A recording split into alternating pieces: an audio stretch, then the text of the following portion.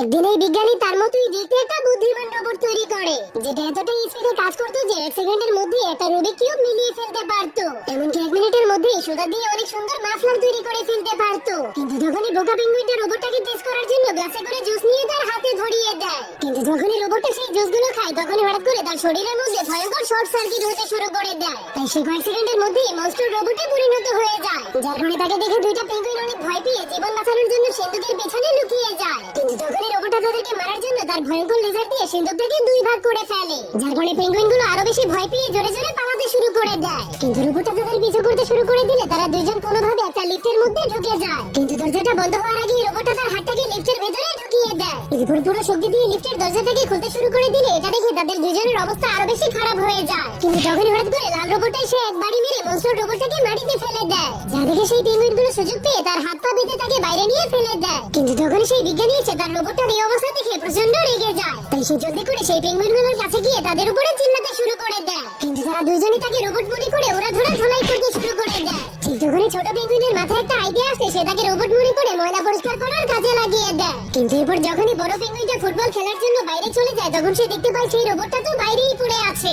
তাই তারা জলদি করে বিজ্ঞানীর কাছে চলে গিয়ে তার বাঁধন খুলে দিয়ে তার কাছে গিয়ে ক্ষমা চাইতে শুরু করে দেয়। কিন্তু তবুও বিজ্ঞানী রাগ না কমলে পেঙ্গুইনগুলো তাকে শান্ত করার জন্য তার সেবা করতে শুরু করে দেয়। এরপর পেঙ্গুইনগুলো তাকে জুস খেতে দিলে সে যখনই জুস নিয়ে লিফটের ভিতরে চলে যায় তখনই আমরা বুঝতে পারি সে কোনো বিজ্ঞানী না, বরং সেই রোবটটাই, যে কিনা আসল বিজ্ঞানীকে অজ্ঞান করে নিজের রূপ পাল্টে নিয়েছিল। পরে কি হয়েছিল দেখতে চাইলে কমেন্টে 5টা লিখে দিন।